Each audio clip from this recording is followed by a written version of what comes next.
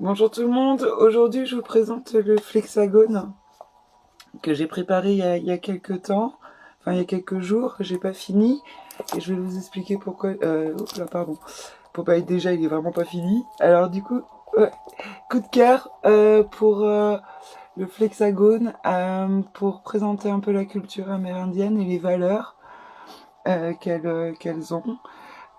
Chacune dans la symbolique, donc l'aigle représente l'amour.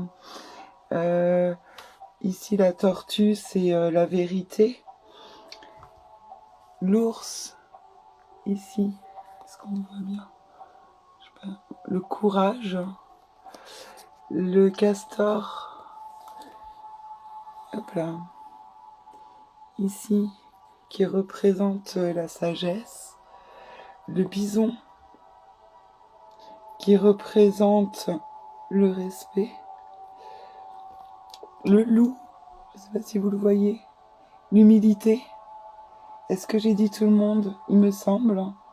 Et l'homme. L'homme qui représente l'honnêteté et l'authenticité au centre de tout ça, dans son cœur, en fonction des couleurs. Et les couleurs sont là. Pomme. Je sais pas si vous voyez. Alors, il manque une partie ici. Et cette partie, elle est là, elle n'est pas finie. J'aime bien quand c'est pas fini. C'est pas fini, pourquoi? Parce que, en fait, j'en ai préparé un autre, tout petit. C'était le premier. Je me suis dit, ouais, c'est trop petit, alors j'ai fait celui que je vous ai présenté. Et puis, en fait, même celui que j'ai coloré et qui va quand même se terminer, il n'est pas assez grand pour le spectacle. Alors j'ai eu envie de craquer. Attends, je recule un peu. Je sais pas si tu vois. Et là, je prépare, toujours pas dans le bon sens, je prépare la suite. Je sais pas si tu vois bien. C'est tellement grand que... Mais ouais, pour la scène, pour le pestacle d'Ernestine. Parce que c'est des valeurs que Ernestine, dans sa conscience, il faut qu'elle apprenne. Et pas il faut. En fait, c'est son chemin. Elle va apprendre tout ça avec toutes les rencontres, tout ce qui lui arrive. Et voilà. Alors, j'avais envie de vous proposer le flexagone coup de cœur depuis un moment. Si vous avez envie de le créer, c'est pas compliqué. Le plus compliqué, ah oui, au niveau des conseils. Dans le premier que j'ai utilisé, là, j'ai fait tout en papier canson. C'est très facile, je vous donne un lien. Il faut chercher il y a plusieurs ateliers, mais c'est un tuto le plus simple que j'ai trouvé, sinon c'est quand même assez compliqué.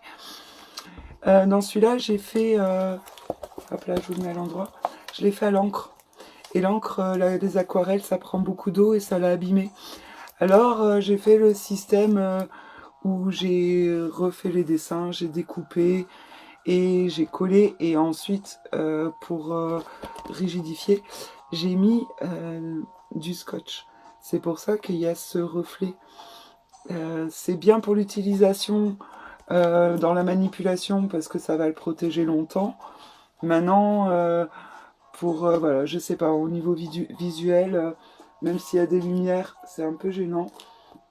En tout cas, si vous le faites à la maison, vous pouvez le rigidifier en mettant pardon, du scotch un peu partout.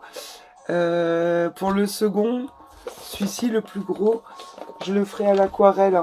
Je le ferai pas à l'encre, pas à l'aquarelle, à l'acrylique, pardon. Je le ferai pas à l'encre. Voilà, acrylique et avec le minimum d'eau. Oui, voilà. J'ai envie de vous dire belle création à vous. Faites quelque chose à votre taille. Et puis en fonction de ce que vous avez envie de partager, toujours dans l'idée de faire votre spectacle, de compléter votre boîte magique. Même l'utilisation est super sympa. Les couleurs, moi je les ai utilisées, ça a une symbolique aussi pour chaque animal et chaque explication du symbole. Voilà. Écoutez, belle création à vous et à très bientôt. Passez une belle fin de week-end. À bientôt.